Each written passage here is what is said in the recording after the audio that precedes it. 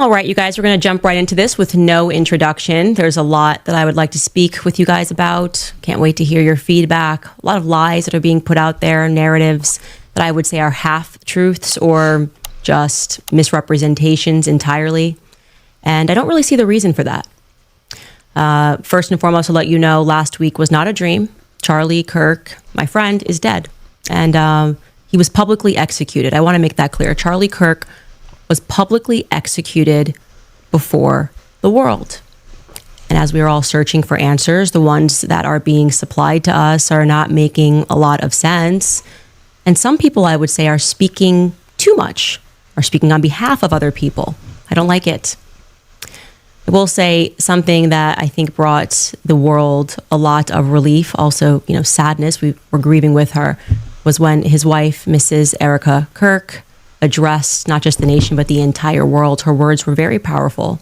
And we just have a very brief portion of her remarks, which you should pursue in their entirety. But here she is. If you thought that my husband's mission was powerful before, you have no idea. You have no idea what you just have unleashed across this entire country. In this world, you have no idea. You have no idea the fire that you have ignited within this wife. The cries of this widow will echo around the world like a battle cry.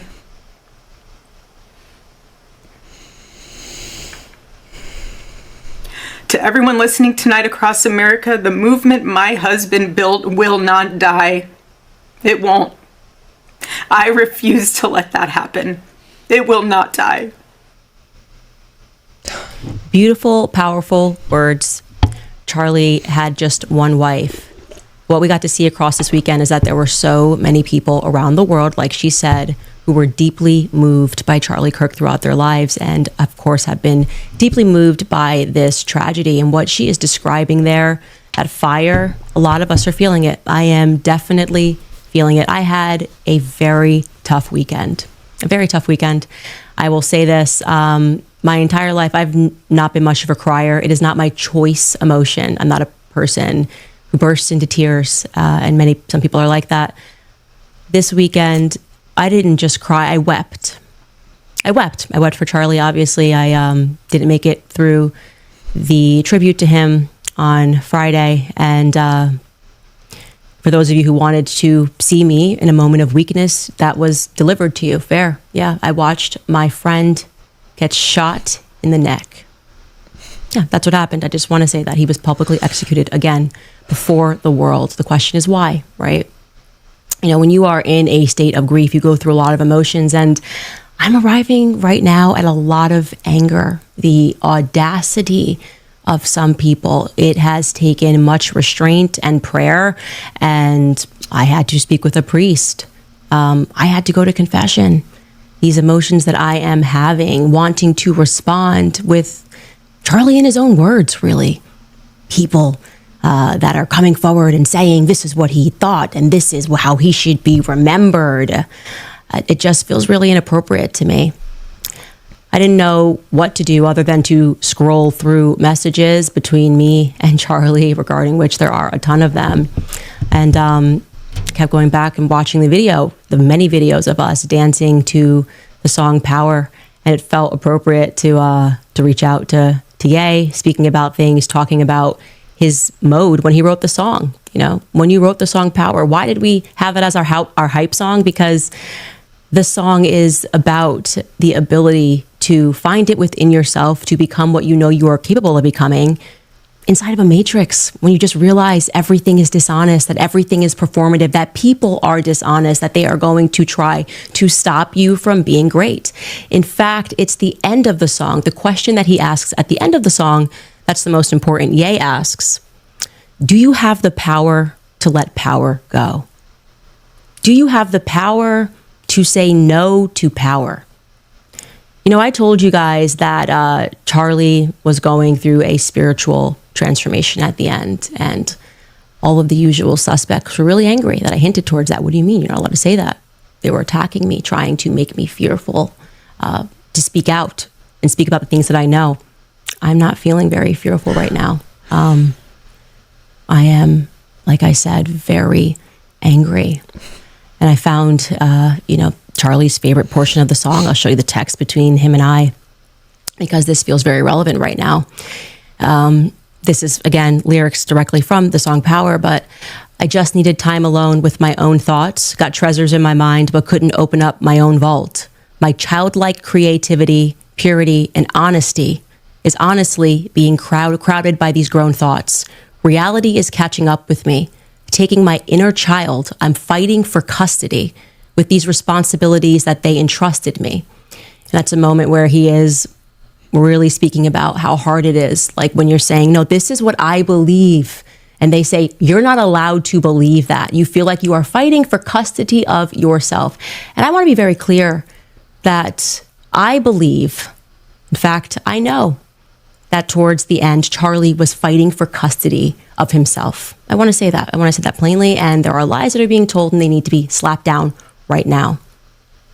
There's one person who's been out there acting like he is a widow, just saying the absolute most, tweeting first about what happened to Charlie, following it minute to minute, and doing hits in a foreign country, right? Like making time to do hits on Fox News, 2 of them. Bibi Netanyahu who's fighting, I think, like an 84 front war with everyone, made a lot of time for Charlie Kirk. You would have thought they were the best of friends, as close as him and Trump were. But I will say I don't recall Erica mentioning Bibi Netanyahu in her speech. The way he's presenting it is like he was this is just the worst loss for him, but I don't think that is the truth. In fact, I know for a fact that he is misrepresenting some things that happened there towards the end.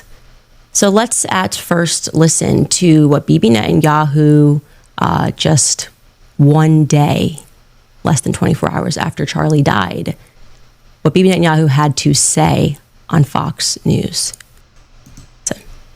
We're just heartbroken. Myself, my wife, my family, my son actually, on his 2019 visit to Israel, had lunch with him and his wife, Erica. We're shattered first as human beings because a great human being has been taken from us.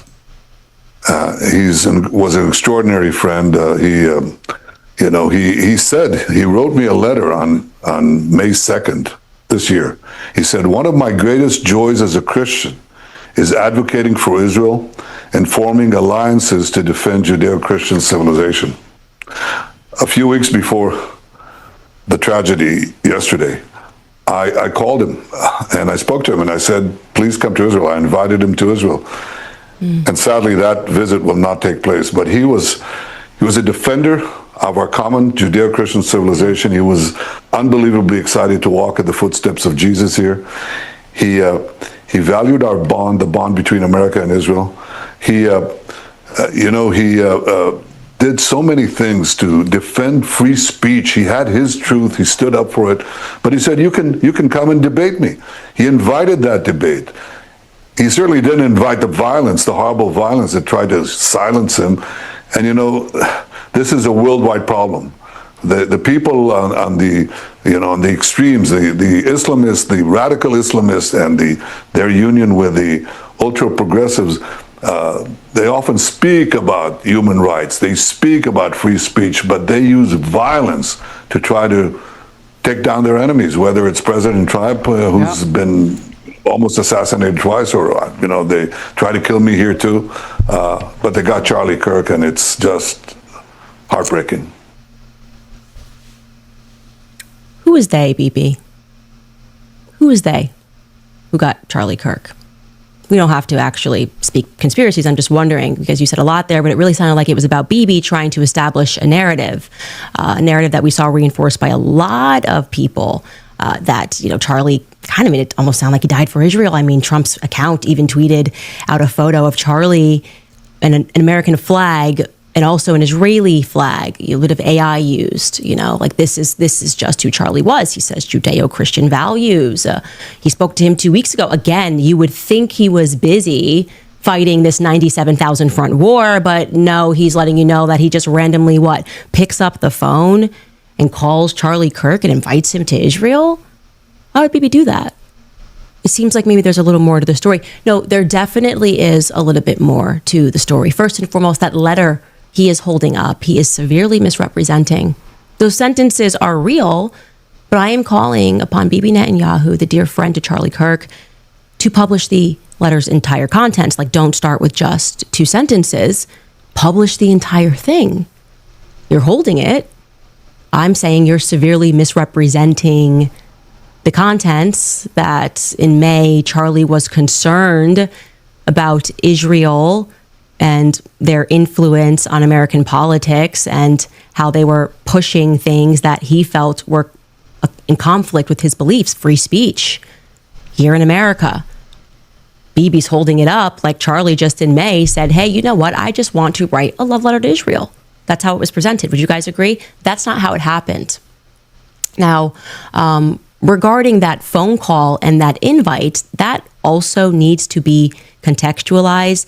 And I'm going to do that. But first, Skylar, can we bring in a clip of Charlie from a month ago speaking about the kind of pressure that he was under? Because I think that will also help to further contextualize this. Take a listen. I'm an American citizen. Yes, I want Israel to win. Yes, I'm a Christian. But like, some of the mess, and you've seen how I've been treated, Megan, by some, not all, by some. No, it's very irritating. It's been almost so as if unfair. All right, guys. Hey. Gonna enlarge myself. It's time to, let's cover up that mess. It's time to say hi. So up until here, I've tried to watch on my own. Earlier today, my boys were up. Because I'm telling you, I am obsessing over this. I'm literally trying to get answers because my body and mind are still in so much shock over this. So she, I believe, went live. And I caught it. And I watched up until here. And then my boys just didn't let me. And I was like, okay, I'll watch it tonight. And I'll react to it. So I didn't want to pause until now because it would just be disingenuous. But actually, now that it's quiet and I have my full attention on it, I understood it a lot better this time around. Holy snap, is it not what I was like? I just keep thinking like my dad was right. My dad was right about America. And I've said it too, where in my last reaction video, I was like, what is up with all these people like Piers Morgan and Charlie Kirk, that they have so much logical, backed up facts, but when it comes to Israel, it's like it goes out the window. Like, what is blocking them from understanding Israel is in the wrong? Israel is corrupt. Like, to me, it looks like Israel wants to take down the whole world. And this has seriously confirmed and enlightened me. Now I get it too. Like, maybe if I was closer to my Catholic faith, I would have understood why he's so defensive of Israel. And I can't believe I forgot. That's like the holy grounds of where Jesus was like, duh. You know, grazing the earth. I actually have two friends from elementary school, grade 8. I met them. They are half Polish, half Israeli Catholics. Mom is Polish Catholic. Dad is Israeli Catholic. And I remember seeing their trip to their father's land, Israel. And yeah, the photos were beautiful. They got to see everything related to our Bible.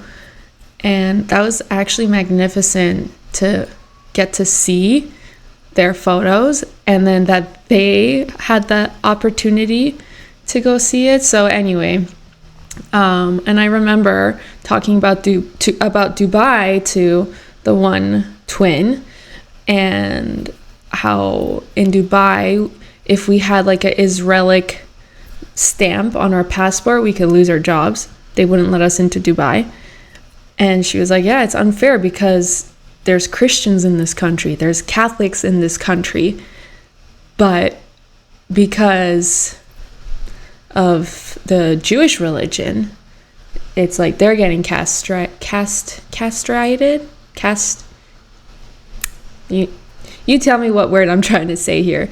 Anyway, chastised. But yeah,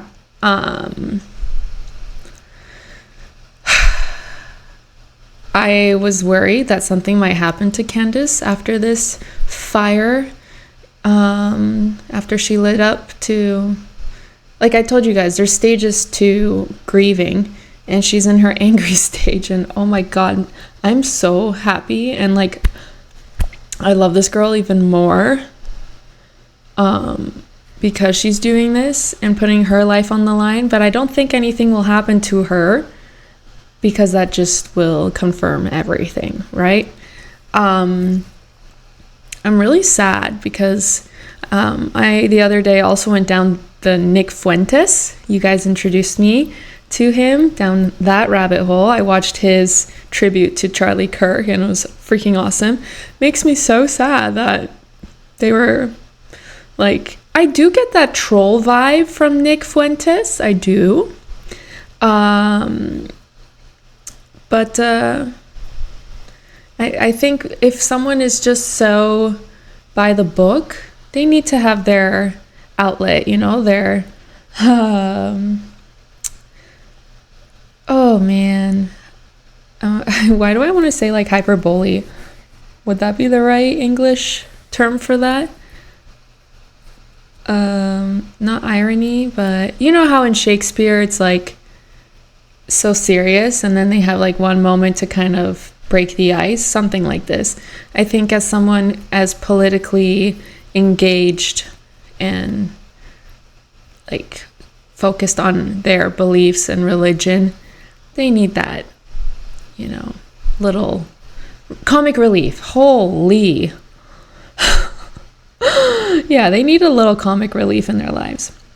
Anyway, I wish they were all like in a closer circle. I think they would be a freaking threat. Four-edged knife threat, but it is what it is. And in the end, Nick Fuentes is an amazing human being, lives by the Catholic. I think that's why they didn't like each other, because he was against Israel, and our friend Charlie was just opening his eyes about it. And it just sucks. Like, she worded it so beautifully. Like, I mean, it's amazing, his mind, that he can relate his life to Kanye's paragraph. Like, that spoke out to him. And he's like pretty much an innocent soul who just, you know, was amazed and had the biggest love for Israel because who he served came from there. And that's as simple as it was. No complications. And then his life was just disappointing him and scaring him, and, you know, like, you know, and like, I love Canada, but Canada doesn't love me back, that kind of situation. Like, I've had so many hardships here that it's like, okay, like, it's not how I have seen it. Anyway, before I make this video longer than I already have, hey guys, I've opened up one of these. Let's continue this. I'm so happy Candace is speaking out to us. I knew it was all lies. Like I told you guys yesterday, I don't care about Tyler Robinson. That's a distraction. The way Trump, oh, look at me. I'm like, let's continue. You guys probably think I'm a crazy loony at this point. Like, I'm incoherent because I'm just like subject. I haven't liked the way Trump has been behaving, very dodgy. To me, I'm justifying it like, okay, He's the president, can't be distracted, and he's probably getting asked these questions by the second. And he himself said, I couldn't watch the footage. It's not how I want to remember him. And like, people are kind of trying to get the emotion out of him. Like, he was like your son. He's like, yeah, like he helped me with TikTok. Like, he's downplaying it so much. And like, I noticed that from the second they started, like, they sat down with him on Fox News, and I was just like, no, like, this guy just doesn't want to look weak, doesn't want the world to take advantage of him in this point, because who knows what the hell they have planned for him, what can happen. Then there was someone who was like asking him out on these grounds by a helicopter, like, how are you feeling about Charlie Kirk? And he's like, how have you been doing? And he's like, I'm okay. By the way, look at this ballroom extension we're building here, like, subject change. And to me, I'm like, okay, that's how he's coping. He's probably getting nagged constantly. It's not helping him work. I think it could be a big part of that, but I also did not like when they're like, so you think it's the guy, Tyler Robinson? And he's like, first he was like, yeah, we got the guy, and then he was like, I think it's the guy. And I'm like, and I find they're giving us too many details on this Tyler Robinson. They just keep coming back on, like, never in history did we know such a backup story to someone. And they just keep coming back with more and more. And I'm just like, I don't give a shit about this kid because I don't believe it's him. My friend, he hunts animals. Like, he hunts in the woods. And he said the gun that they had found, the bullets or whatever, I don't know any of this. He's like, that would have shot it's like what people would use for moose. It would have cleaned his head off straight. And there's this one sniper online I sent him the video, and he was like, oh yeah, like, he's saying it's totally possible that this kid did it. And I'm like, I just keep thinking about you, and I feel like everything's a lie. Like, you confirmed it to me that everyone's lying. He's like, yeah, one thing we call snipers are crayon eaters, like things like this. So I'm not believing anything, and I'm so happy to have Candace care so much. Like, I've been introduced to the fact that she kind of got shady with Nick Fuentes, and that upset me, and I was like, oh, I really liked her. But this is, I think she's redeeming herself in my eyes. So let's continue before I bore you guys too much with my opinions. Okay, I'm gonna lower myself. Oh yeah, I'm wearing my Chicago, because he's from Chicago, right? And red, Republican color. But yeah, let's continue. Thanks for hearing me out. They were coming after you after Turning Point for, among other things, that you had Dave Smith there. Dave Smith is allowed to criticize Israel. You had both sides. The Israeli side was overrepresented. No, you're not allowed to. It's even worse than that. Again, I just want to repeat for the fifth time. I love Israel. I want Israel to win. But my moral character is now being put into question, Megan. Not my decisions. Not like, hey, are you doing this? Is it smart or is it dumb? But no, I am a bad person if I do this. And I could go, you saw it, Megan. It was trending on Twitter, thousands of tweets and text messages. And if I were to be charitable and generous, I will say the people that are attacking me are in a hyper paranoid state because they're at war, and war tends to make things black and white, and you're a hammer looking for a nail. So I'm trying to be charitable, Megan. Literally, I'm trying to cut as much slack as I can, right? Like, okay, what would it be like if all of a sudden I'm starting to see a pattern of behavior similar to what my grandparents saw in 1930s Germany online? How would I behave? So that's like my charitable kind of overcompensation spirit. At the same time, I'm like, but it's not defensible to be dumb, right? No, it's not defensible to be dumb, and he was under an increasing amount of pressure, not just people telling him, oh, well, I'm upset with who you're inviting, but flat out telling him that he was not allowed to invite certain people to his events. They were threatening to pull out money. Charlie was getting a lot of really nasty text messages, and many of them pertaining to Tucker Carlson and Candace Owens. But Tucker Carlson was really the focus when it came to America Fest. How could Charlie allow these debates about Israel to take place? How could he allow Dave Smith, who, by the way, is Jewish, how could they because the whole premise is freedom of speech. How could Charlie allow this other position to meet the stage? Because obviously when people start to hear the debates, what Dave Smith is saying sounds so rational, but it was up to Charlie to not allow those things to happen. And that amount of pressure towards the end, as you see that conversation he had with Meghan was just a month before he lost his life, really, I would say, reached a pinnacle of sorts on the matter of what Tucker Carlson actually said on that stage. Tucker Carlson, while he was on that stage at Turning Point, brought up Bill Ackman. I wonder if we'll ever see, get to a point where we'll see it as if Charlie Kirk may have been paranoid. Maybe he knew that this was coming. I wonder.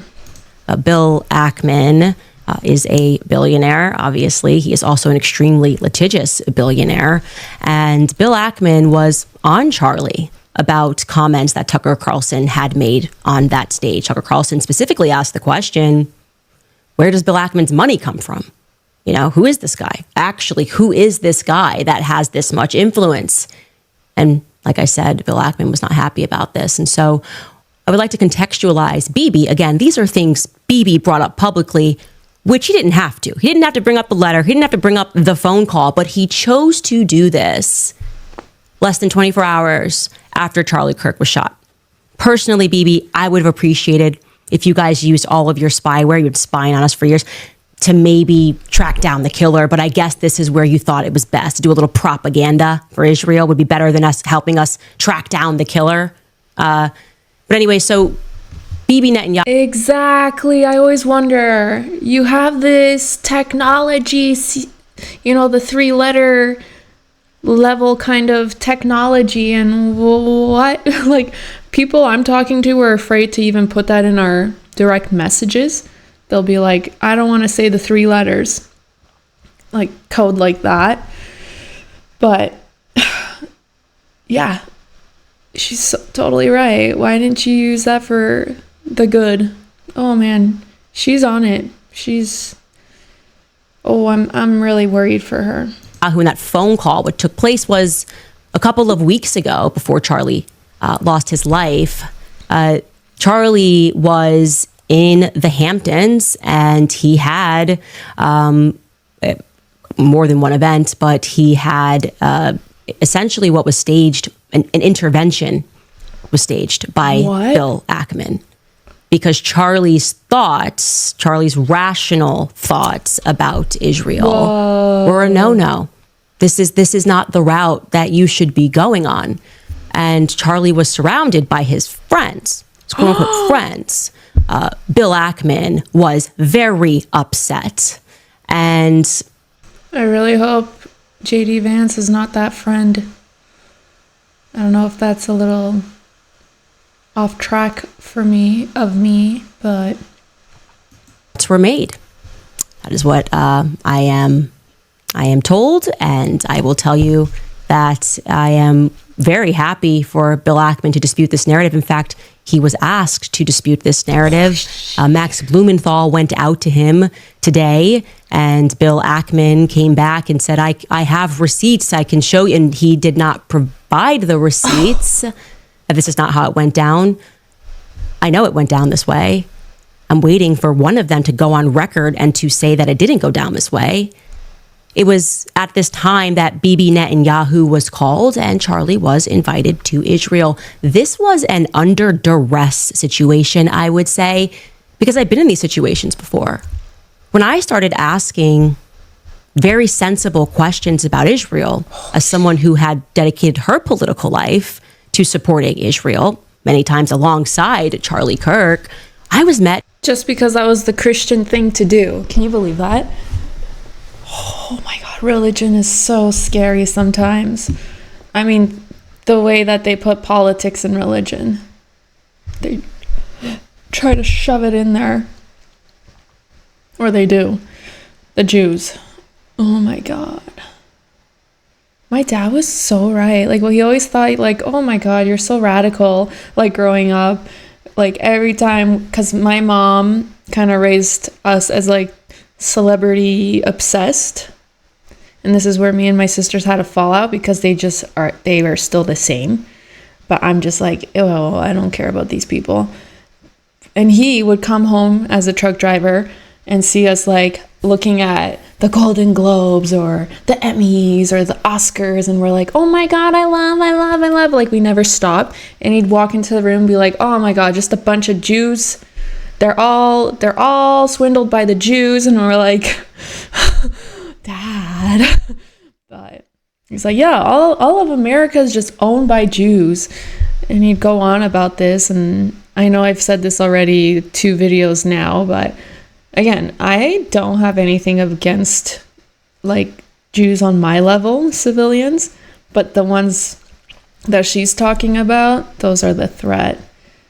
The government, everywhere around the world, there's no one from a country, civilian, that I have a problem with. I have an issue with the government because they use us civilians as pawns, and we get dragged into things and caught in crossfires. We're the ones who suffer. They are sitting in their, thrones while we hash it out.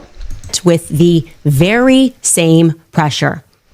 And just like Charlie was being invited to Israel, I was invited somewhere else. And when this arrived to me, it felt like a threat. I got to tell you that. It felt like a threat. Like, not like, hey, come sooner here and we can educate you because you're my friend. More like, this is your last chance. That's how it felt to me. I can't speak to how it felt to Charlie. And I know that Charlie was offered a ton of money in this moment. A ton of money. Bibi would fund it, spend tons of money. See, this is why America has I guess, if it needed to go to a higher level, would have gone to an even higher level than it already was at. And I know for a fact that Charlie denied that funding.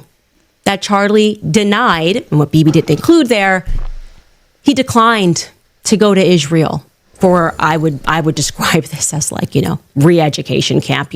We've seen it. You made an uh-oh, but we can help you. We just need you to come out to Auschwitz and take a picture. Yeah. We just need you to come to the Holocaust Museum and take a photo. We just need you to go to Israel and we can make this better. Charlie said no to Bibi. Okay. Bill Ackman, if you would like to dispute that, I would love to hear what you say happened, because our sources and what we have, it's solid. Okay, there were conversations that took place, messages that were sent at that time, and they are solid. So scary. I decided another person that was there, and I am not surprised this person was there. If you've been listening to my show, Seth Dillon, I was going to go out to Seth Dillon, and I decided to message him last night about this Hamptons meeting. And Seth Dillon, who is normally very quick with a response, has not yet been able to respond. I'll show you this text message chain. And I want to be clear, I am not someone who normally publicizes text messages. But my friend was shot in the neck. And I'm just not really in the state right now to be polite when it comes to the answers that I am demanding, okay? This is me out to Seth Dillon last night. I sent him Bill Ackman's tweet because, he tweeted, I feel incredibly privileged to have spent a day and shared a meal with Charlie Kirk this summer. He was a giant of a man. I said, any comment on this one, Seth? He didn't answer last night. This morning I said, need a comment ASAP, please. He didn't answer. Then I followed that up and I said, trying again here, you were present when Ackman lost his mind on Charlie and when Bibi invited him to Israel and Charlie refused. Text messages immediately following this meeting are circulating. I find Ackman's statement, as though the meeting was somehow cordial, to be incredibly disturbing. Are you at all disturbed by that tweet? Do you feel, as I do, that this tweet significantly betrays the defined purpose and mood of his, and I presume your, final meeting with Charlie Kirk? ? He was unable to speak to me, but he did place some frantic calls to Turning Point USA. Yeah. You see, I went out to Seth, but I also went out to 2 other people who were at this meeting, and nobody is willing to go on record. They're all messaging each other, trying to figure out a coordinated response to say that, no, this was all quite cordial, but no one wants to go on record and describe it as cordial because they know someone's leaking, because someone's got a guilty conscience about what happened at the Hamptons. So I will again put it out there, Seth, Bill Ackman, and to the other individuals who I have not yet named, but who are going to be named later this week. We're at the Hamptons when Charlie was put under pressure, when Bibi Netanyahu called him and invited him to Israel, again, in a move that when it happened to me, and it wasn't by Bibi Netanyahu, felt to me like a laced threat. I am inviting you guys, I will give you my platform, actually, to come clear matters up, but tell us what really happened. Because, I think Charlie was definitely on the brink of changing some of his perspectives. And I can tell you factually, Charlie was praying the rosary. Charlie was going to Mass. One of my last conversations with Charlie was me joking with him saying, just make the last step, okay?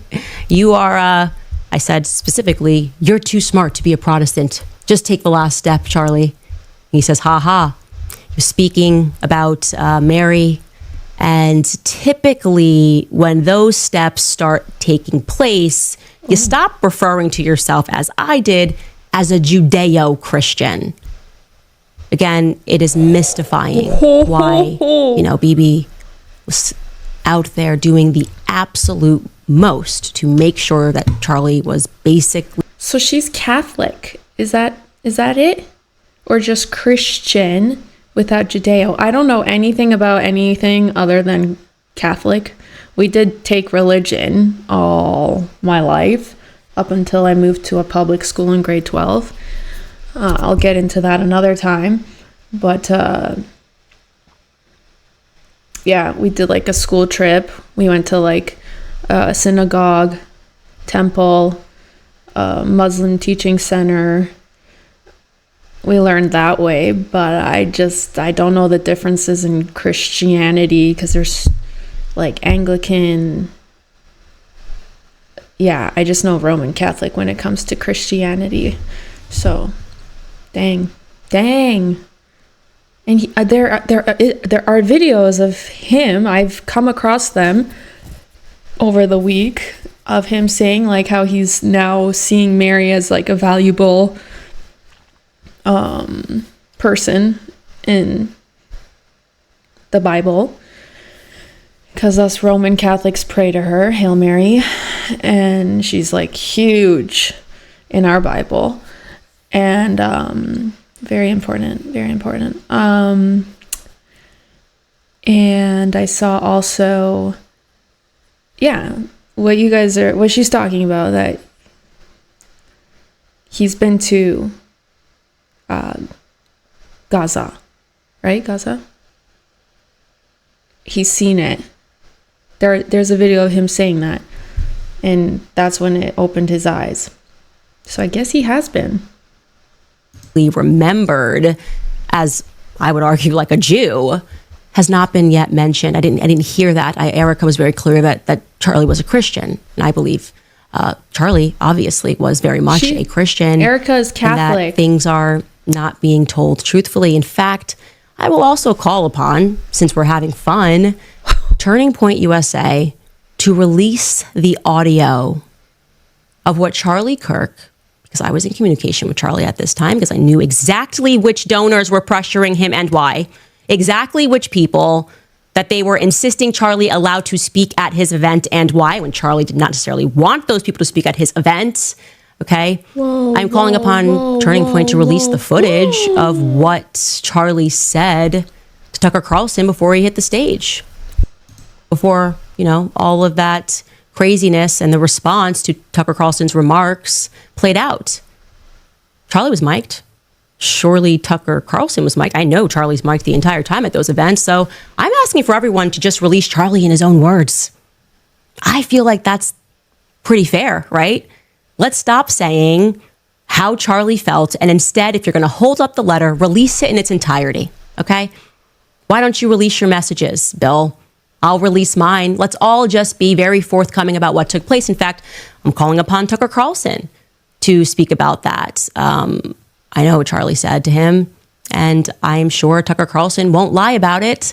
What did Charlie say to you? Dave Smith, what did Charlie say to you? What was Charlie? Did he seem like he was treading in the direction? Like, do we feel like what Bibi is saying is honest, a representation of what Charlie was going through? This is what I want. I think that the thing that we need here, sunlight is the best disinfectant. Now, does all of this mean that Bibi Netanyahu and that this somehow proves that Israel was involved in the assassination of Charlie Kirk? No, we have no evidence of that. We can't say that because there is no evidence of that. But I don't like little lies. That's a huge lie. That's what I will say. Huge. Something that I always say in my household is when there is one lie, there's 20. Yeah. There's no reason to lie. Bibi could have gone on Fox News and he could have told the truth. He could have said truthfully that Charlie Kirk has always loved Israel. He has always loved Israel as the Holy Land. He's been here many times. And throughout his career, he has been a faithful supporter of Israel. That's not what he said. Okay. He talks about the phone call and didn't give it the proper context. He held up the letter and didn't give it the proper context. And lies by severe omission, I'd like to be very clear, are lies. Yes. Lies by severe omission are lies. You're not going to gaslight us and tell us to shut up or call us anti-Semitic for pointing out the fact that Charlie was having a change of heart about the tactics that Israel was using in America, and that he felt when he had left that meeting that he had effectively been blackmailed. Shit. Again, my platform is yours, Seth Dillon. My platform is yours, Bill Ackman. So if you want to clarify it, we can do it in front of millions, okay? And I think that that's what people deserve, because everyone has PTSD. We watched Charlie get shot in the throat. That feels a little bit symbolic. It feels like they wanted us to know that his voice was problematic. Again, I don't know who they is. After we take this brief break, we're going to go through the investigation, which seems to have a lot of inconsistencies and holes in it. And we're definitely not yet at the bottom of what, in fact, took place. But I do know that I severely distrust people who rush to misrepresent things.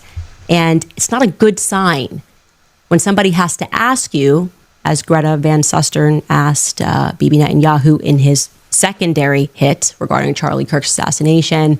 It's not a good sign if somebody even has to ask if you did have anything to do with the assassination. It doesn't make you a great person, okay? Holy and that's what she asked him. Take a listen. Before I let you go, I want you to address one thing, it's just the absurdity of it. Some of the internet rumors that somehow Israel is behind the Charlie Kirk murder, and I don't believe it for 1 second, but I want you to make a statement. It's so absurd. That's insane. That's insane. Israel also changes the orbit of the moon. Israel pushes the sun. I mean, the whole thing it's not only insane. I think it's so absurd, so stupid, and so ridiculous. But you have nothing to say. People are saying this. They just found the perpetrator. They'll get to the bottom of this. But they go, they have no limits. When you hate Jews, when you hate the Jewish state, you're willing to say anything. I think the 3 letters work for... And that's why he can say this. But how much did he stutter just now? He had to collect himself. She doesn't look convinced. And promote all these absurd rumors. And by the way, they're willing to kill us all the time. I mean, that's what they're doing. And over the centuries, when Jews, especially in the Middle Ages, the horrific Middle Ages, The worst things were said about Jews you couldn't possibly believe. We were poisoning the wells. We were drinking the blood of Christian children. You name it. I mean, these things. That continued actually up to the Holocaust. The Nazis said the same thing, you know. Is this why in this day and age people are saying like maybe Hitler wasn't that bad of a guy? Is this it? Like maybe he was onto something? Because I also hear that people want Hitler back. Like there needs to be a Hitler today. That's what I've been reading. Holy, this is like so scary. Like I'm genuinely afraid. We're carrying vermin, we're spreading disease, and people believed it. And every time they believed it, this was a prelude to a greater and greater massacre, culminating with the worst massacre of them all, the Holocaust. Well, he's mentioned the Holocaust. Guess we can't prod the narrative any further, guys. Holocaust. So everybody's just stopped talking about anything. I mean, hey, he's the victim. It's absurd. It's just absurd. The Holocaust happened. You heard him. We're sick of this shit. We really are. And there will be no narrative that I will not prod when it comes to figuring out why people are lying about the state that Charlie was in when it came to the top. Oh God, I watched the J.D. Vance Charlie Kirk show today. I'm like shattered right now that like everyone sucks. They did not deserve Charlie. Charlie is, like I said, a golden retriever. Dogs don't deserve us. And I love this girl. Like, I love her for doing this, for being a fighter. Like, my whole life I strived to be like her, to be as honest. And I've lost a lot of people in my life because of that honesty. Because people don't like it, as you guys have seen in the last week. And I think that's the way it should be honest. That's why I carry on being this asshole, as some people say I'm an asshole. But I say it as it is. Not in a mean way, but what I say is not nice to everyone's ears. But this moment in time, she is helping me feel like I'm okay. And I'm going to continue to strive to be like you, Candace. Of Israel. Again, you can examine Charlie in his own words. He was starting to talk about topics that you're not really allowed to talk about when you take money and big checks are being written. And that pressure was increasing every single day. In fact, it's like loan sharks, like the mob. He was telling the truth even about Jeffrey Epstein. Take a listen. Epstein, with his little friend Ghislaine and Ghislaine's father, Robert Maxwell, who was obviously a spy of the Israeli intelligence agencies, but there was something else going on here. Epstein was not some sort of whiz kid hedge fund manager. Epstein was playing a part. Epstein was a LARPer. Epstein was cast for a specific role, and he played it really well.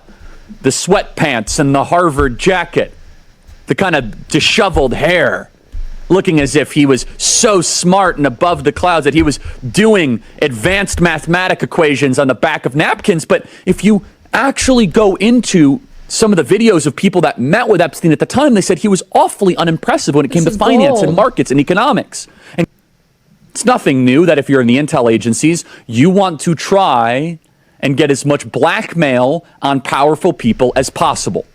Easy, not hard. And this is no longer just speculation. First of all, the evidence that shows that Epstein was a creation of either Mossad, Israeli intelligence, American intelligence, Saudi intelligence, or maybe he was just a hired gun. Maybe he was just the guy that countries would go. That's what I'm seeing everywhere, Mossad. But they spell it Mossad.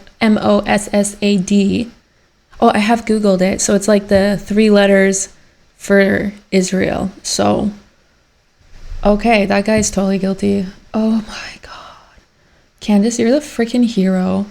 And it makes me mad. All of these people were like, see you in Valhalla. Oh, Charlie Kirk's, oh, I haven't slept for 90, I slept like a good 90 minutes tops. Yeah, you guys freaking rehearsed that all night.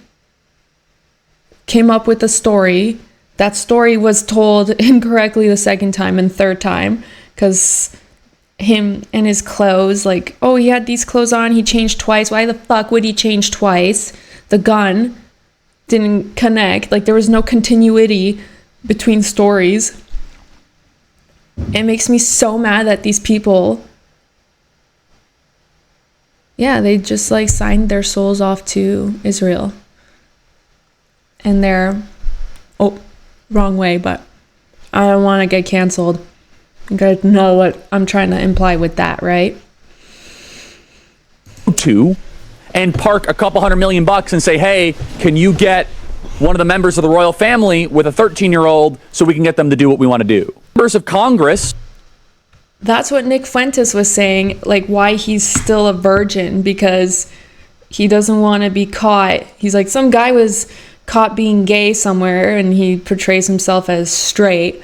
Some other guy goes to an island and then they're like, oh, you were with 13-year-olds. And he's like, that's why I'm remaining abstinent. And he just said it. That this is what they do. They try to have something on you. Are actively being blackmailed. The Epstein playbook is being used on a daily basis. Jeffrey Epstein was not a financier. He was not a hedge fund manager. Jeffrey Epstein was a key player in a multi-decade blackmail operation against the most powerful people on the planet. My dad was right. My dad was I don't know, man. I don't know. It seems to conflict with Bibi's narrative a little bit. Yeah, just a tiny bit. I do want to say this. It's important because I am angry. I will obviously, I pray to move on from this phase, but it's a fire in my belly right now. Oh. To those of you who think that you are going to replace Charlie Kirk, okay? Kings are born. You don't just get to depose and tell us that we're going to follow this individual, okay? I'm one of the Masons of Turning Point US. Is she talking about Shapiro? Ben Shapiro? Say, you put a shill in Charlie Kirk's chair, in Charlie Kirk's company, and you try to tell us to follow that individual, I will be an enemy of you. There will be nothing that can stop me. I wonder if her husband was like, honey, don't do this. I feel like my husband would, he always, like when I'm like, I gotta fight for justice in like anything, like something against the neighbors. He'll be like, stop it, you're gonna get yourself killed. I can totally see her husband in that situation. Okay. And I want you guys to understand, this is not a threat. This is a promise. There will be nothing that can stop me. I will release every single text message. So to those of you who are trying that, I'm seeing the messages. I am telling you to back off right now. Like right now. Don't do it. Okay? Don't you think about it. I know exactly who you are. I know exactly who you were that were exerting pressure. Don't you pretend to be noble now and say nice things about Charlie Kirk and think you're going to slide into his chair. Okay? Over my dead body, which I'm sure can be arranged. Oh. Now, I'm going to take a pause. We're going to go to some sponsors. She's and we're going to fine. get into what we are being told by the agencies. They're definitely... At the most, I think like they'll give her like cancer or something, so it looks natural. But they're not. Some holes, maybe more is coming out. First, this is fantastic that Preborn is doing this. Every heartbeat tells a story. And at Preborn, they give moms in crisis the chance to hear that heartbeat for free. And that's exactly why I partner with Preborn, because Preborn isn't out to judge women. They're making motherhood possible. They provide free ultrasounds. They share the gospel of Jesus Christ. And more importantly, Beautiful. They stay after the baby is born with real practical support. I have by support, giving is what expecting she's mothers saying. diapers, baby I have clothes, and even sponsors housing and behind financial this help for up to message. 2 years after the baby is born. That's what true Christ-centered compassion looks like, and that's how you can be a part of it. For just $28, you will give a mom a free ultrasound, one chance to see her baby, and when she does, she's twice as likely to choose life. Preborn is on a mission to save 70,000 babies this year, so don't just say that you're pro-life, you can also live that. To donate now, you can call 855-601-2229 or head to preborn.com/Candace. Again, that's preborn.com/Candace. Also remind you guys about GNO land, because what if smart contract platforms weren't... They need to ban abortion and name the act after Charlie Kirk. They need to do that. ...controlled by elites or big tech? What if they were actually built by and for real builders, the people? That's the question that GNO Land asked, and that's why they built GNO Land. They started with Golang, which is a language that real-world developers already use, and they build a platform all around that. It's transparent, it's intuitive, and it makes sense. Not some confusing system of ones and zeros. It is open source, so imagine GitHub, but designed for on-chain collaboration and composability. Builders actually get credit for their work, and they get rewarded, so every time their code gets used, that's the real value in this. It's not likes, it's not clout, it's actual rewards. GNO Land rejected proof of stake, which is a system where the rich really run the show. They went with proof of authority instead, a DAO where contributors and not bad actors or Silicon Valley actually call the shots. GNO Land is open, it's fair, and it is pretty unstoppable. I need to go to the ladies' loo. BRB. So if you're a builder and you're a freedom lover, or you're just tired of rigged platforms, check out gno.land/Candace. Again, that's gno.land/Candace. Also telling you guys about Just Thrive, because the biggest health secret is that's not being talked about, and I think we know that, is that everything starts in your gut. Every day your gut is fighting a silent war against processed foods, work stress, toxins in the air that you breathe. When your gut is in trouble, your whole body feels it. Most probiotics do not work. 99% of the traditional brands die in your stomach acid before they even reach your gut. And that's what makes Just Thrive spore-based probiotic completely different. Just Thrive is the only probiotic that's clinically proven to arrive 100% in your gut. It does something that no other probiotic can. It turns your gut into an antioxidant factory, creating protective compounds exactly where you need them most. Is that means better digestion, healthy immunity, more energy, and easy weight management. You can take Just Thrive probiotic in the form of a capsule or a berry-flavored gummy. For their award-winning probiotic to their full line of gut, immune, and brain health supplements, Just Thrive has been fighting to make Americans healthy again with science-backed solutions that you can trust. To join the gut health revolution and take control of your health today, visit justthrivehealth.com and save 20% with promo code Candace, and you'll see the difference yourself, or you will get a full product refund without any questions asked. So take control today with Just Thrive. Again, that's justthrivehealth.com. Use promo code Candace. Anyway. Okay. I think Charlie's spirit has come to her for this help. Yeah, I think he's there with her through this. Let's get into what we know about the Charlie Kirk assassination thus far in terms of what the authorities are telling us. First, I just want to toss it to Michael Savage, because the energy of this, what Michael Savage had to say about everything that we're hearing, is pretty much all of us right now. Take a listen. The so-called FBI, something's wrong. I know I shouldn't do this. I'm risking an awful lot to go up against the FBI. This FBI, the MAGA FBI. Something's very wrong with what I just heard. Yeah. I mean, I watched it. I was hoping. They're giving too much detail. Like when someone's lying to you, you can tell because they're just telling you too much. If there's a truth, they don't need to elaborate. Hoping that they had caught the bastard who shot Charlie. And they didn't catch them. The guy walked himself to the police station and Dad collected. So we saw a video of with no person gun jumping off the roof. It looked very legitimate to me.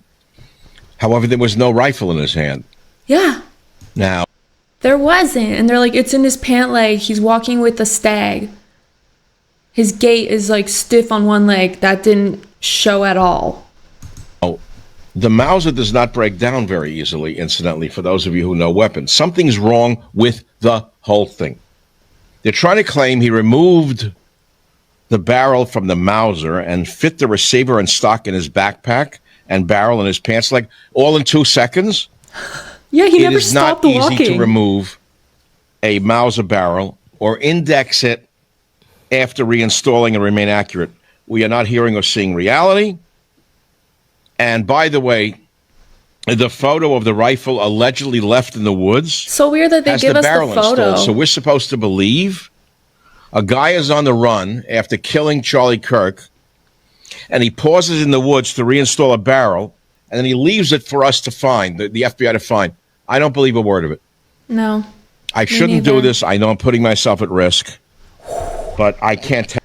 My gut never lies, and this just confirms it. I will always listen to you, gut. Always. I'm holding my chest, but it's because you can't see my gut. Take it anymore. I can't take the bullshit from this fucking government. It's lying to us. Something's wrong. He's so angry and disappointed. Something's so wrong. It's sickening. Yeah, like why do they continue to lie to us? We're gonna Sickening find is out. definitely the right adjective, I think, to describe how a lot of us are feeling. And all I know how to do is to gather information, to research, and to investigate. And nothing is making sense. Now, it could not be making trying sense because so we've hard not to make it arrived at sense. the conclusion. The FBI, I will say, has recently come out and said they're looking for another person. Good. Because what we have so far obviously cannot be it. I feel, Such bullshit. I was insisting that everybody read that book, Chaos, about the Charles Manson murders. And what we learn from that book The three is letters, that they're there. if the government does want to hide something, what they do is they give you so much information that you can't you don't even know what's real. So many different possible ways that things could have gone down, so many different manners, so many people speaking, so many publications publishing. I said this. And it's just meant to be chaotic, to drive you stupid. crazy and I'm to not just a go, okay, stupid I'm just going to girl. accept whenever the I've got a authority brain says in something here. and not prod any further. We can't allow that to happen here. I won't allow that to happen here because I hate them this so something much. terrible has traumatized the world. Okay, I hate them. and I hate them. feel as though when it comes to this, the media, the government, I kept saying this, and my husband was like, or it's the guy. It could be the guy. And I'm like, no, it fucking isn't. Take that, husband. Take that, husband. Oh, I'm not a stupid girl. I am not a stupid girl. talking heads, everyone is confusing us about what actually took place with Charlie he's Kirk, speaking through this you right event, now. how it got set up. I even would like to know who picked the venue. Okay, here is what we know thus far, and I will tell you who the exact source is and what video they presented. So, the first bit of proof regarding that day happened at 8:07 a.m. According to TMZ, they have footage, and we're going to show you it, which shows a man at 8:07 a.m., so hours before the shooting, wearing a maroon t-shirt and light shorts, as you were seeing on your one screen photo of right now, Robinson had hands in this. his pockets, that is just walking outside of university grounds, okay? Now, Governor Cox tells us that at 8:29, which is an interesting timeline, Governor Cox tells us that that is when the shooter, Tyler Robinson, arrived at UVU campus in a plain maroon Yeah, he had that t-shirt, shirt light-colored in one of his shorts, photos. and a black hat with a white logo. So essentially, he's saying that what that person we saw walking down the street right there arrived on campus at 8:29. I'm going to allow you to hear Governor Cox say that himself. Take a listen. Investigators reviewed additional video footage from UVU surveillance and identified Robinson arriving on UVU campus in a gray. How funny was it when he was reading the bullet and it was like, if you're reading this, you're gay, LMAO. And he's like, and the last casing said, if you're reading this, you are gay. And he paused. He heard himself. I was like, not the time, not the time. Gray Dodge Challenger at approximately 8:29 a.m. on September 10th, in which he is observed on video in a plain maroon t-shirt, light-colored shorts, a black hat with a white logo, and light-colored shoes. So what's interesting, already confusing to me, is that TMZ shows him already walking. We're supposed to believe he walked, parked his car, and then walked onto campus. They're saying that after that video that you just saw of him walking, he got into his car and then drove to campus. And then at 8:29 p.m. on campus is when he arrives. Already confusing, but let's just keep going. We don't need to poke holes. Let's just keep going with the narrative. Then we're back to TMZ, and they release that at 11:49 a.m., they have footage of the shooter who has now changed his outfit. We're supposed to gather that again on a doorbell cam, and he's in a different outfit. So this is 11:49 a.m. Charlie Kirk has not yet been shot. Take a look at this.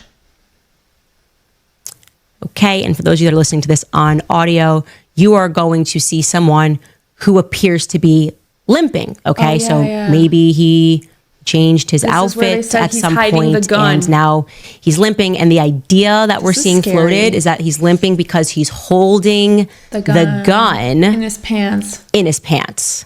Okay. That's kind of what's been floated. Okay. That does not particularly come from the feds. I don't believe so, but he's limping now and he's got on a different outfit. Okay. 11:52 a.m. And we were actually going to check this, by the way, but I think that we had the FBI say that was when he arrived on campus. Maybe that's not accurate. But so let me just skip off of that because, Skylar, we should actually look to research that. But at 12:23 p.m. is when Charlie Kirk is shot. And that's when my internet went out. Can I tell you guys, we're an hour in, so I'll be quick. At work, a man died. He had a heart attack. They tried to save him, but he died.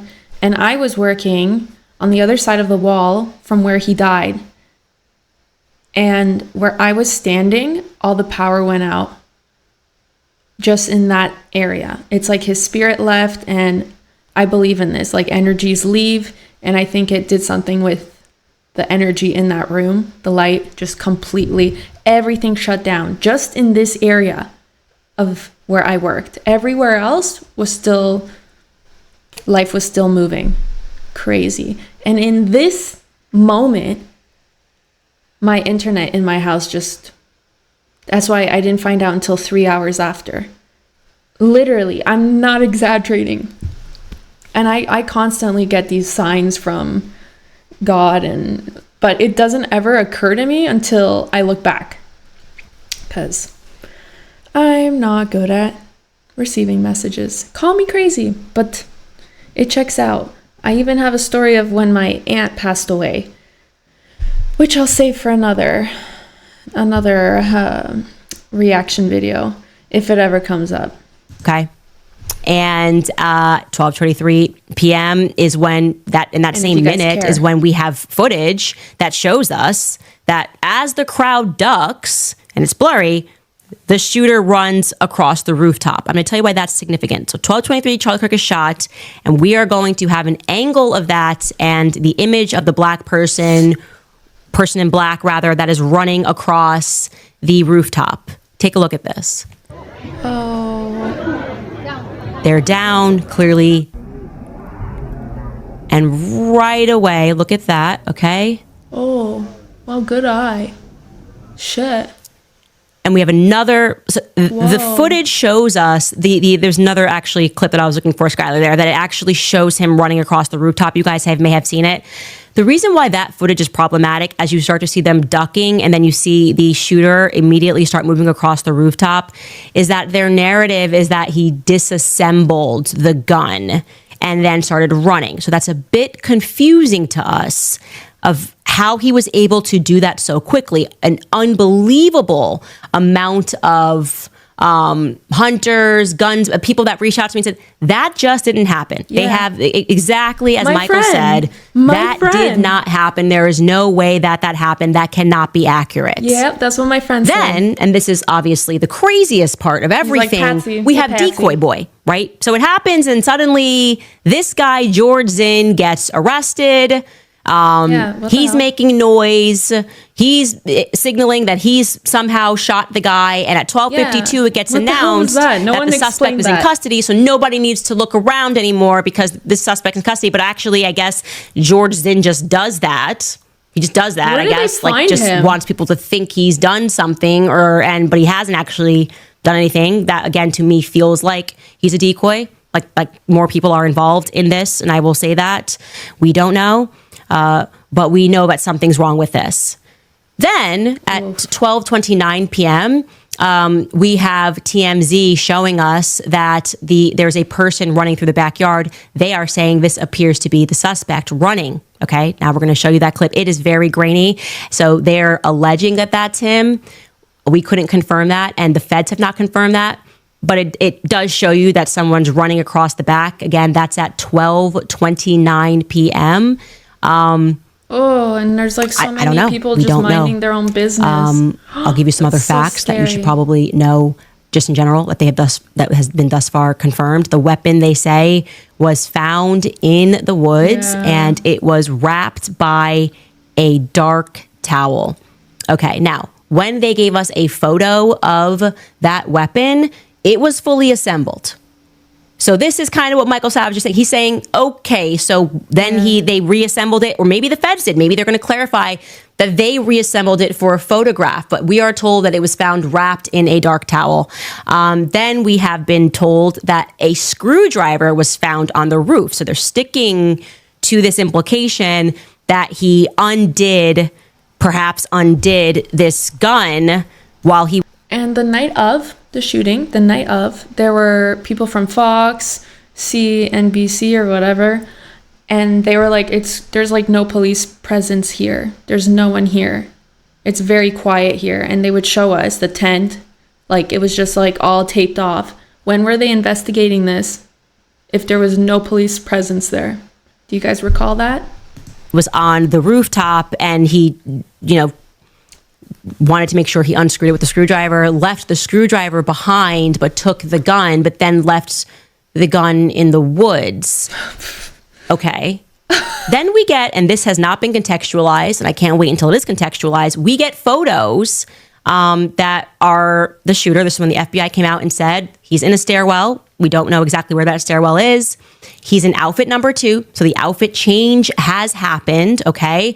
There's no timeline again, but we can discern that there is no weapon that is in his pant leg, because we can see him bending one leg in one photo and we can see him bending the other leg in another photo.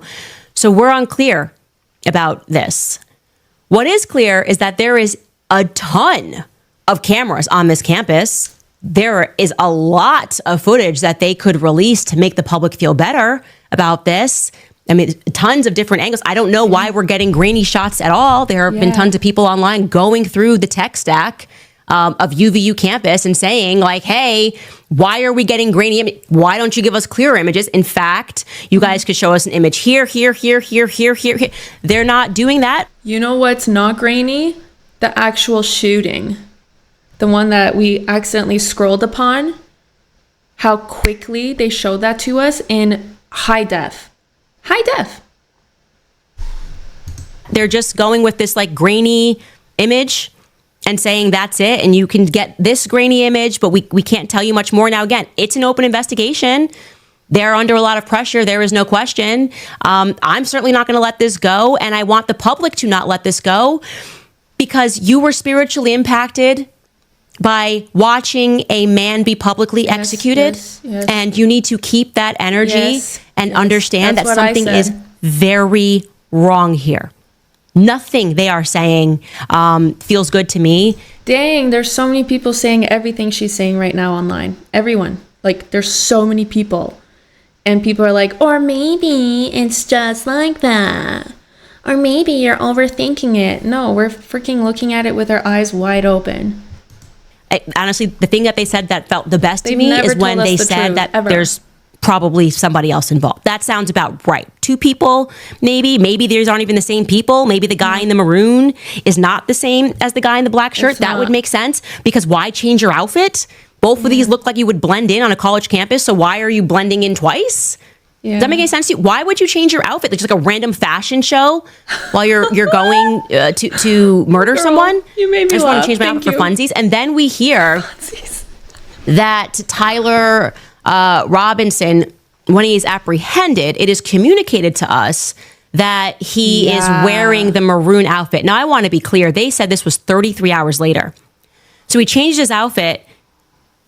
I mean, ostensibly because he wants to avoid detection, would be the only thing that's I think is reasonable to assume. But then he changes back into the outfit that he was wearing before the shooting. For what reason? 33 hours later, like no shower time. Yeah. He just wanted them to know that it was him on the camera. That's not clear to me. Why are we changing outfits? Are we just two different people? I think it's reasonable to ask that question. Are there two different people that are involved? Another thing that's not clear to me is that the story that we were told was that Tyler Robinson allegedly, after speaking with the pastor, his dad turned him in. Bill Ackman put up $1 million, right? Thanks, Bill. You really cared about Charlie. And that money is now going to the father of this child who, after prayer and speaking to a pastor, they're saying, okay, well, he turned himself in. That we were told he turned himself in. Now we're being told that. Yeah, I'm pretty sure priests and pastors can't let anything pass the confessional. Like, if I were to confess I've killed someone, they have no power to bring that forward. Fact check me, but that's what I've been told. Actually, he hasn't confessed.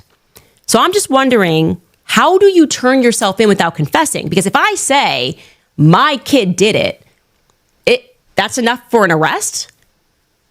Yeah. What if the kid says he didn't do it? I said this too. I didn't do it. Dad says you did. Okay, how did they arrest him without a confession? Yeah. I'm going to show you. They said, but we had 7,000 interviews last night. 7,000 leads. That's how he said it. I quoted him. He said interviews at first and then corrected himself. 7,000. And then I heard 11,000, but it was 7,000, he said.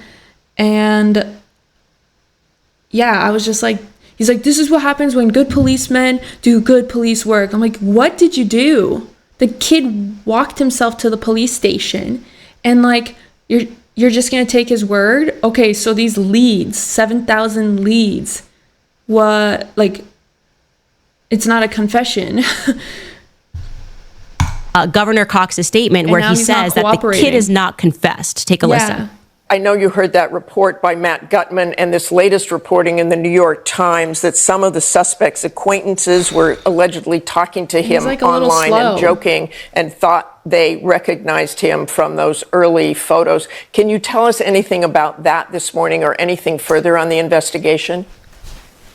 Well, all we can confirm is that those conversations definitely were happening, and they did not believe it was actually him. It was all joking until he admitted that it actually was him. And anything new on the investigation? You say he admitted that, confessed? Again, he is not confessed to authorities. He is not cooperating. But all the people around him are cooperating, and I think that's very important. There were reports yesterday that we can confirm that his roommate was indeed a boyfriend who is transitioning from male to female. That's information that the FBI had mentioned yesterday. We can't confirm that as well, and that he is cooperating with authorities as well. I love being a girl. Okay, so I'm just not entirely clear on this confession element. Did the pastor just say he did it? Did the father say he did it, but they didn't have any proof? Again, this is obviously everyone's investigating. We yield to them. Do I think this kid was involved somehow? Yeah. Do I think he did this alone? Absolutely not. This story makes entirely no sense. And then there's this random discord over Discord, okay? So Governor Cox came out and told us that there were messages about the rifle drop point, okay? Discord says not the same thing. Let's listen to Governor Cox say that on this social media app, Discord, they were discussing the rifle drop point. Take a listen. Investigators identified an individual as the roommate of Robinson. Investigators interviewed that roommate, who stated that his roommate, referring to Robinson, made a joke on Discord.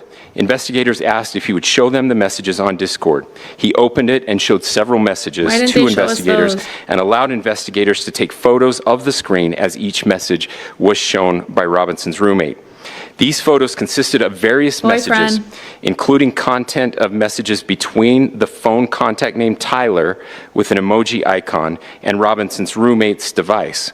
The content of these messages included messages affiliated with the contact Tyler, stating a need to retrieve a rifle from a drop point, leaving the rifle in a bush, messages related to visually watching the area where a rifle was left, and a message referring to having left the rifle wrapped in a towel. The messages also refer to engraving bullets and a mention of a scope and the rifle being unique. Messages from the contact Tyler also mentioned that he had changed outfits. Okay. So he changed outfits. Again, unclear why he did that. Unclear why he would then put the outfit back on 33 hours later. Most people just like shower within that time. I did receive contact from one of Tyler Robinson's classmates, and they said that that was the strangest part to them. They told me that that was the strangest part, the 33-hour putting on an outfit that he had on 33 hours early, because they described him as remarkably tidy. He was a tidy individual. So they that flagged them as weird. Just seems like a little extra work. Again, unnecessary, right? Completely unnecessary. You're getting nothing out of changing your outfit. We have a statement from Discord, which kind of disputes that. Discord says, in the course of our investigation, we identified a Discord account associated with the suspect, but have found no evidence that the suspect planned this incident or promoted violence on Discord, a spokesperson said in the statement. Again, maybe they need more time, and they're going to get more time. No, they're going to get a lot of time, because it will be never that I let this go. It will be absolutely never that I let this go. Everything just spiritually feels very wrong here. Yeah. It feels like we are being lied to by who? I'm not sure. Are there some good guys? Of course, there's always good guys in government, but there are too many bad guys in government for me to feel good about this. And so, ladies and gentlemen, we are obviously going to continue to follow this, to tighten up this timeline with the most up-to-date information that we can possibly have, everything that we could possibly learn about the father that is involved in this. I want to know more about the father. He's being described as a hero. He turned his son in. Okay, I don't trust that. And then people are like, oh, the sympathy I have for the mother. She lost a son. I'm like, I'm pretty sure she was a shit mom if she even let her kid get this far. But like, how do you let your kid murder someone? Where the hell are you? Like, that mom dropped the ball so hard. My husband saying like, well, he moved out of the house, he probably wasn't updating them at all with anything. And I'm like, well, if I was the mother, I would want to come over. I would want to do lunch dates, like hear about the life that he's living.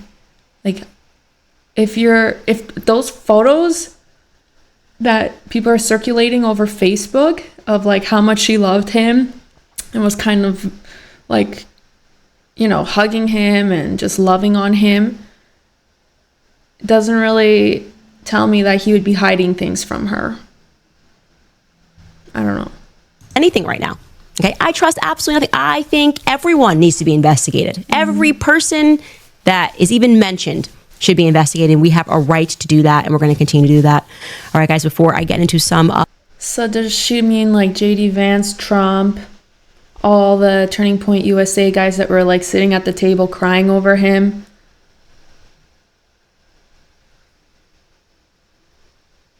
I was observing them and watching them like from the side the whole time. And like, what's Erica thinking of this all?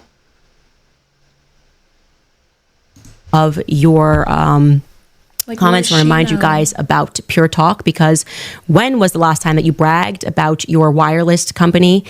Did you know, have you ever said to anybody, did you know that my wireless company gave 1,000 American flags to deserving vets, forgave $10 million in veteran debt, and my wireless company also raised almost $500,000 to prevent veteran suicide? In other words, when your wireless company is actually Pure Talk, there's a whole lot to brag about. You can even brag about the coverage that you get with Pure Talk. They are a 5G network that is insanely fast, dependable. They are also also secure. You can definitely brag about how much money you save with Pure Talk, unlimited talk, text, and plenty of data. It's just $25 a month, saving the average family over $1,000 a year. It's time to switch to my wireless company, Pure Talk. Head to puretalk.com/Owens, and you'll save an additional 50% off your first month. Again, that's puretalk.com/Owens to make the switch today.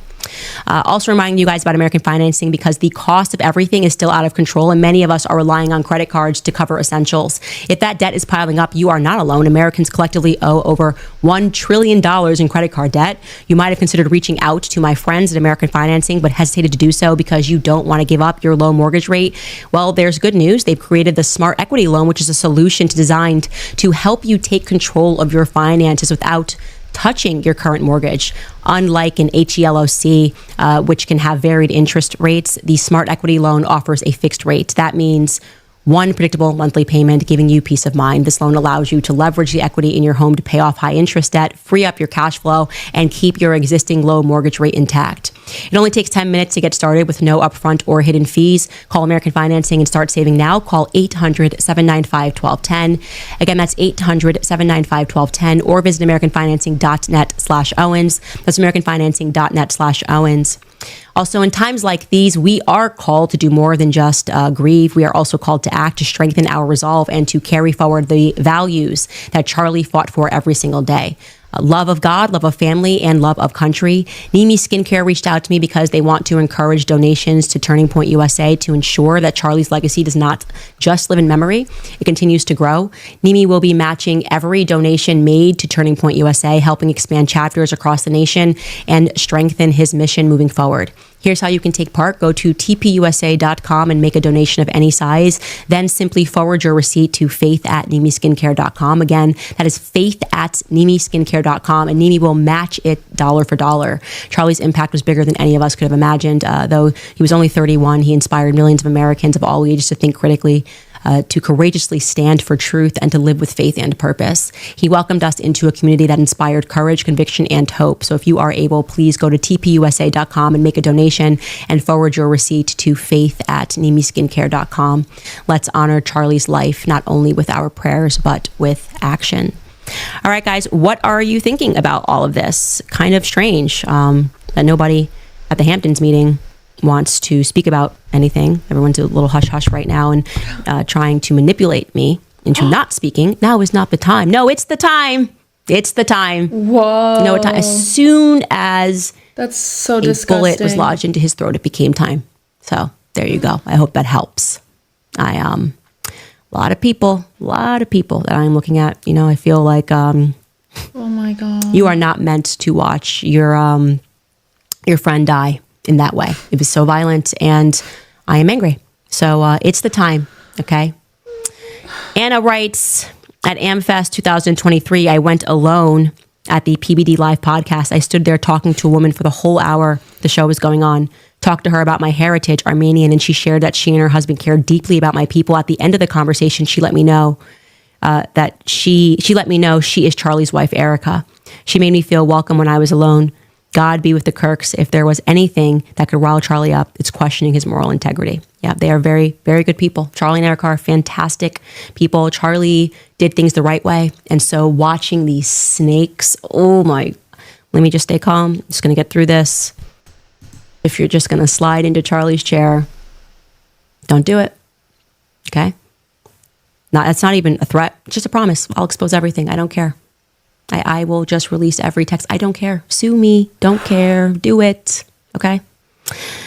Liberty Bell writes, so many people are talking about Israel for the first time right now. How do we begin explaining this to people newly wondering about Israel? What is the best episode of yours to recommend to beginners?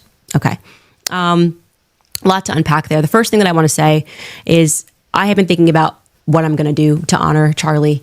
How do I honor Charlie? The best way that I can honor Charlie is to insist upon parents that if you have the means, take your children out of these schools. All of them, okay? At that university, when Charlie was shot, someone stood up and cheered. You do not want your children to be in that environment spiritually. This is everywhere. This was a part of his movement, understanding there's an underground communist movement, and it is at all schools. I want to be very clear. So if you can, and I'm telling you, you can, okay, take your children out of these schools and homeschool. That's what I want. I want I want to build this legacy by encouraging people to homeschool. Okay. Now, in terms of specifically how people can learn about Israel, for me, judge them by their actions. How everyone feels when you're friendly with them. I mean, Dave Smith has a very good tweet about that. It's like all these people who supported them, and then suddenly they come under pressure to effectively lie or to go against their morality. That's not normal. There are so many books that can get you started on your journey, but if there's one that I would recommend, I get why people dislike her strongly, hate, and try to paint her such a bad color. It's exactly what happens to people who do good. They always get the most hurt. I recommend everybody read, because you need to understand the beast that you're dealing with. Like, what kind of lies are willing to be told and sold? I would say right now, my book club, and you don't need to join that, but you should read The Assault on Truth. It's a good start, okay, to understand that Sigmund Freud is celebrated in schools as the father of modern psychology. He is the father of nothing but modern gaslighting, and that's what they do. They gaslight repeatedly, okay? Don't believe your own eyes. When you understand how severe the lies were that were being told, that Sigmund Freud professionalized in form of the psychoanalytic movement, I'm talking about parents that were raping their toddlers he was covering for, then you understand the evil that we are confronted with. Like, what kind of people would organize and lie about something like that, okay? You got to confront real evil. And then I would recommend you read David Bakan, Sigmund Freud, and I think it's the history of the Jewish mystical tradition. I think those are probably and that doesn't even get into like the history of Israel, but it will help you. I think that kind of woke me up and led me to researching more about the history of Israel. And it started with the gaslighting mentality and the father of it. I would definitely read Shlomo Sand.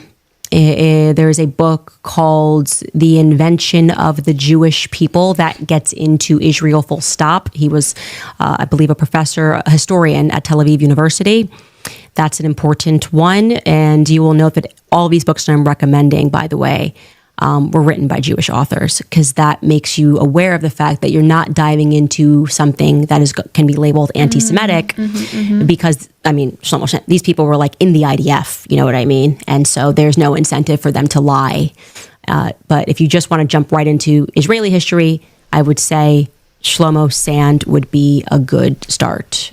The Invention of the Jewish People is a good one. And he took a lot of flack for having written it, standing up to neo-historians, which is who we are also fighting. They are neo-historians. They publish a lot. What Shlomo is, and you believe they're kind of creating this matrix of history that there's very little truth there. Kari writes, all death can do to the believer is deliver him to Jesus. That's fantastic. And you are absolutely correct. Jordan Giacalini writes, pray for Candace Owens. M. Skim writes, go Candace, go, but be careful. No one was more careful than Charlie Kirk, and he still got a bullet in the throat. So that's why I would like to say that. Amanda Moore writes, contributing for the fight. May the God protect you and your family. By the way, these are really big donations that are coming in right now to me, and I thank you, because when I tell you I will catch more lawsuits to get the truth out about Charlie Kirk if I have to. Oh my God. Okay. That's all these people have is threats, lawsuits, contracts, lawyers. I'm sick of it. I am sick of it. Truly, I am done. I'm done. Okay. I'm done. That's it. It took Charlie Kirk dying for me to literally, I want you to know, F you. Like, truly, I mean that. I don't care. I'll expose everything. You guys who are watching know what I know. So tell the truth. Just tell the truth for once in your miserable lives. Okay, I need to calm down. I told the priest I would chill. I did. No, I didn't. I actually said I just needed time. But I understood that my anger was wrong. And the priest told me that is everybody struggles with certain things. Mine is vengeance. I have to work on that. So I would like to apologize for my tone 10 seconds ago. IPO TV writes, it seems pretty clear what's happening here, and I'm shaking my head. I didn't follow Charlie, but was moved by his passing. A little something for security and no more over your dead body talk. We need you. Stay strong and safe. Thank you for saying that. And I'm here. I am here. I am obviously still not okay. I don't know if I'll ever be okay from having watched that, but I am focused. Mandy writes, Christ is King and hopefully is returning very soon. Tony Hill writes, I constantly pray for Charlie Kirk and his family as well as you and your family. Their plan is causing division in our country. We need to take what they did to Charlie and come together to fight their evil, not each other. Candace, we have your back. Yeah, I know. I've been a little snippy because it's really hard to see people, especially going back into like every message that me and Charlie ever shared that did nothing but try to destroy him. Like just the pretense of nobility stresses me out. It does. But I won't, every week I will get better. And I'm trying. I am trying to be gracious and not angry. Anger is my choice emotion at this moment. Divine Counsel writes, Candace, I have joined you as a voice for truth. I changed my channel the day of Charlie's murder and I took my mask off.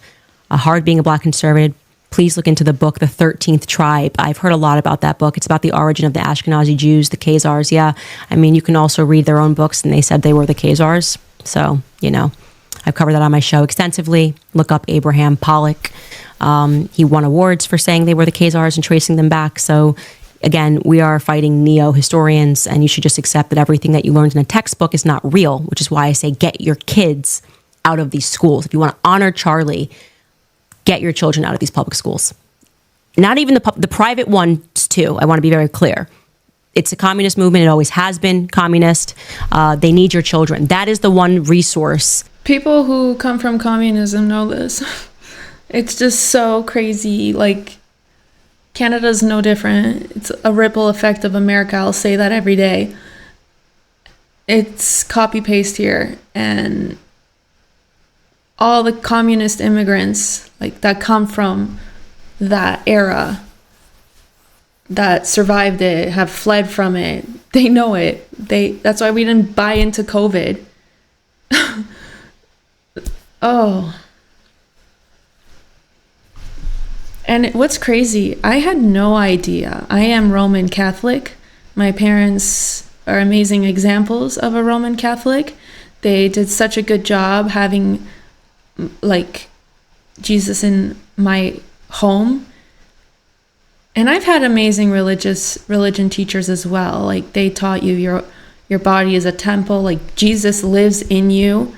So your body is a temple, no tattoos, no drugs, no drinking. I wish I was more of a confident human being to actually follow through with that. Because yes, tattoo. Yes, I smoked weed as a child.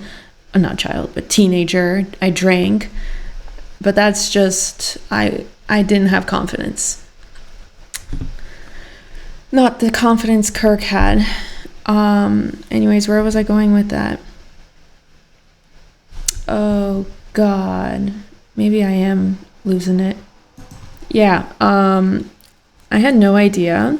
My friend, she's a Catholic school teacher, and she just told me that you don't have to be Catholic to go to a Catholic school. Yeah. You can be of any creed. Creed? She converted to Catholicism from Christianity. I don't know what she was actually. She told me, but I forget. So all of my life, I was being like corrupted by these kids that don't have Jesus in their heart or in their home. And I was trying to fit in with them, please them. Like, holy, I thought I didn't know this. I wish I knew that. You don't have to be Catholic to go to Catholic school.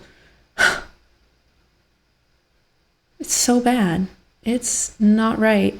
I mean, nowadays you see kids with a turban in a freaking Catholic school uniform. You see a girl in a hijab in a Catholic uniform. I did not put two and two together when I was little. I cannot believe that I was trying to fit in. I mean, I was never someone who tried to fit in, but I was influenced, I was surrounded, and I was, absorbing that culture my whole life. So I'm pretty angry at myself for not knowing that. And You guys know what I mean. That they can't buy, and that's your children, okay? Because that protects their dynasty, to be able to have their minds, to impact their minds, to lie to them. It is psychology. That's why reading about Sigmund Freud is very important, to understand what modern psychology is and how much they have invested, how much time they have invested into thinking about how they're going to raise up your children, okay? It is wicked, it is evil, it is disturbing, but you need to know it. You need to know it. Read The Assault on Truth, process it, and recognize that when you grew up, you were told to honor that monster, okay? Up is down and down is up.